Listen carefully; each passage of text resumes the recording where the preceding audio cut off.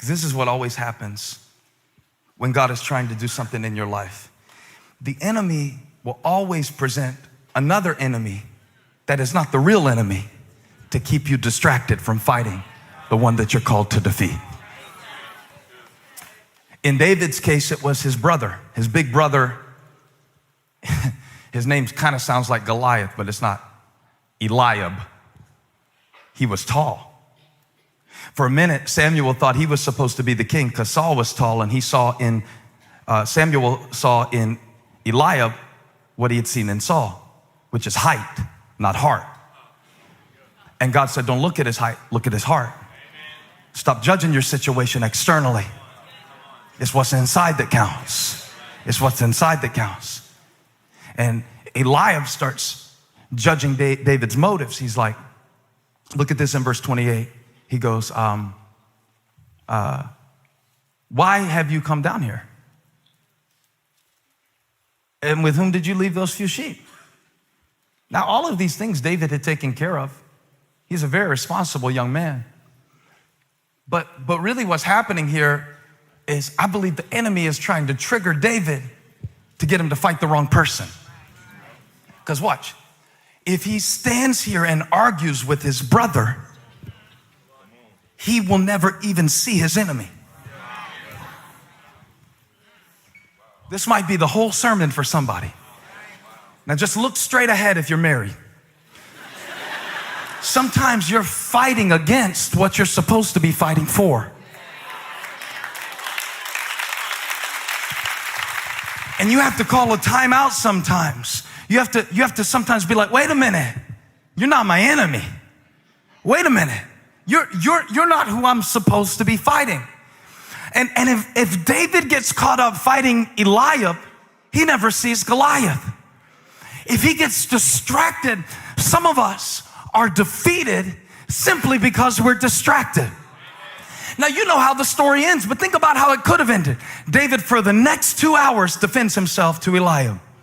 I was the other day checking on some Instagram posts, seeing if they were touching people's lives. You know, I would like to say that I always do it with a pure heart, but sometimes I'll scroll to look for people who say mean things to me. And that's a dysfunction. And I'm not saved all the way yet. I am saved. I was saved. I'm being saved. This is the part that's in progress. Because sometimes I just like to imagine the response I could send. You know what the Spirit of the Lord told me the other day? First of all, it's 1 out of 300 people who say something negative. That's number one. Number two, if you would invest a fraction of the energy into blessing people that you put into defending yourself, you would be Mother Teresa. You would be St. Paul.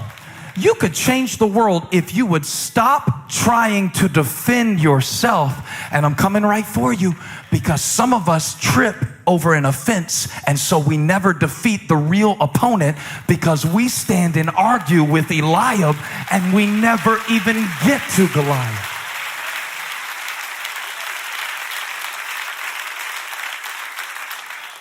Isn't that so powerful? It could have had a whole different ending. It could have been a whole lot different. And I bet Aunt Jackie wouldn't have taught me that Bible story in Sunday school if David had stood there and argued with Eliab. Now here's the thing that's practical about this. Some of you are fighting Eliab today. And because you're fighting Eliab, Goliath continues to go unchallenged in your life. You know you're fighting Eliab if you're still blaming people. David did this move that I want to learn how to do when I realize I'm fighting the wrong enemy. When I realize I'm fighting something outside when I really need to be dealing with something inside. When I realize I'm trying to control how other people are versus trying to have self-control, the fruit of the Spirit for myself. This is a word today. This is a word today. It said that David did something very strategic, and this is like the turning point of the story. It said in verse 30 that when Eliab was going back and forth in David hit him real quick with an insult just to let him know, I'm not a punk. And then after he said what he had to say, watch what he did. David turned and asked somebody else. And watch this. When he turns away from Eliab, it positions him to face Goliath.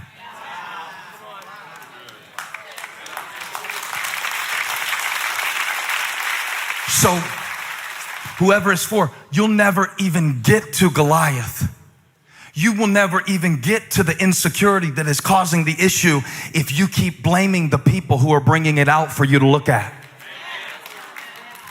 Eliab wasn't the giant. Eliab wasn't the enemy. Eliab was his brother that he was supposed to fight for.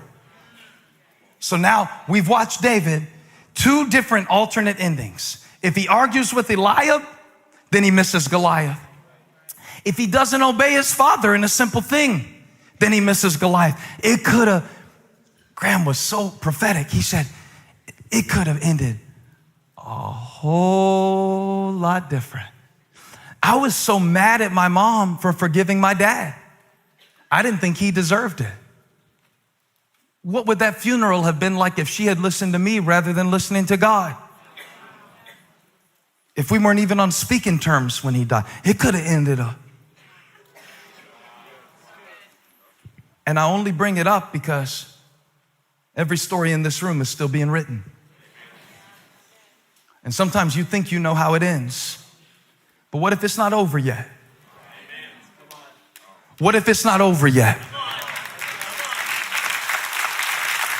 I'm gonna preach it through that little facade that you have right now. What if it's not over yet? What if you've wasted a lot of time, but what if God really is able to redeem the years that the locusts have eaten? What if it's not over yet? I'm just posing a question. What if it's not over yet? What if your best days are not behind you? What if the devil is a liar? What if everything that you have been through can serve a greater purpose? What if a generational curse was being broken through your battle? What if God brought you to the valley of Elah because he's the God of a turnaround, the God of a second chance, the God of a new beginning, and the God of a new ending?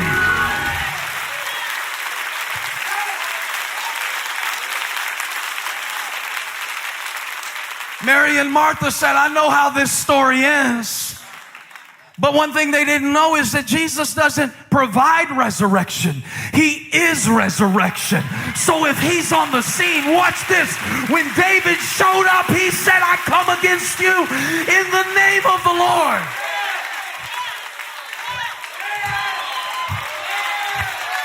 Now, one more thing I got to show you. Y'all, calm down. It's a Bible study, not a football game. It's not a basketball game. There's nothing to be excited about in here. It's not like the blood of Jesus is enough for you. It's not like depression is defeated. It's not like the devil has to back up when you call on the name of your God. It's not like worship can push back darkness. It's not like praise can break chains.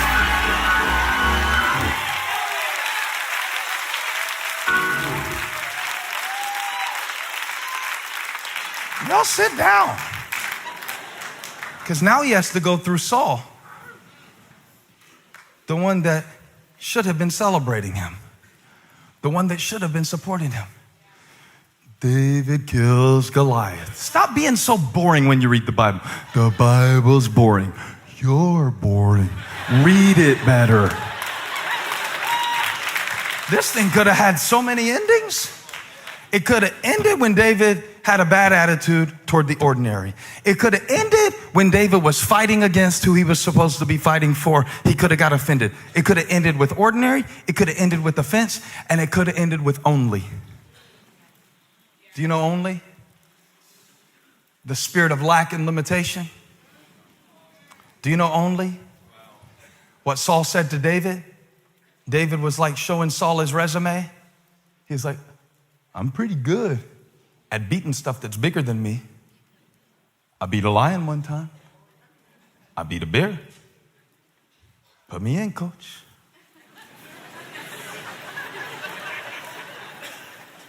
And Saul said, you're only a boy.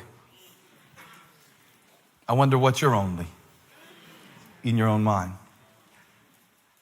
Remember, Saul wasn't the enemy. Saul was supposed to be the friend.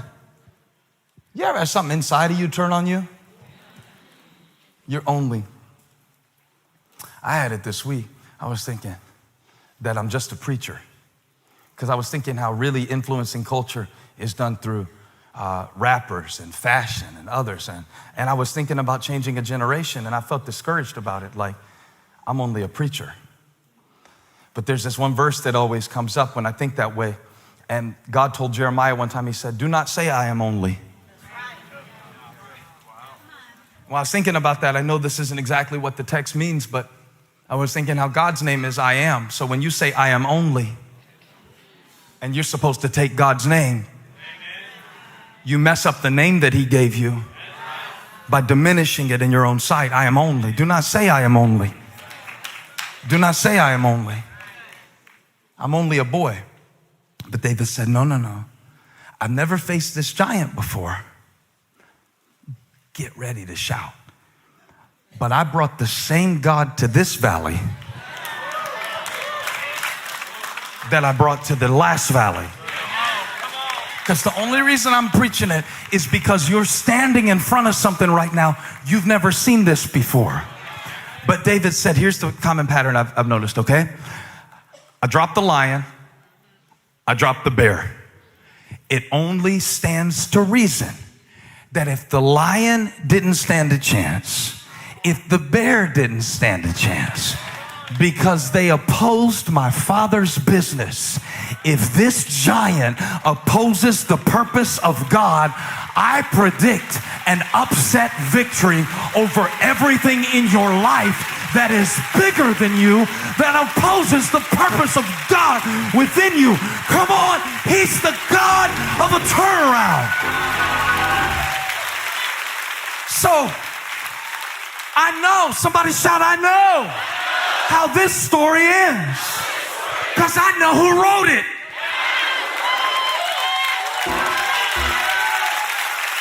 I know who wrote it. He is the author and the perfecter of my faith. She looked at me last week on our date night, and this movie was going to have a nice ending, but then she remembered that the writer of this particular movie is noted for everybody dying in the end. And she looked at me. Now, I want you to get this when I say it, okay? She said, it can't be over. I just remembered who wrote it. Come on. You know it's a word for you. You know there's some things, because we tell ourselves these stories. But if God wrote it, it's not over till we win. It's not over until the light overcomes the darkness. Come on, Nairobi. Come on, Gaston. Come on, Ballantyne. It's not over.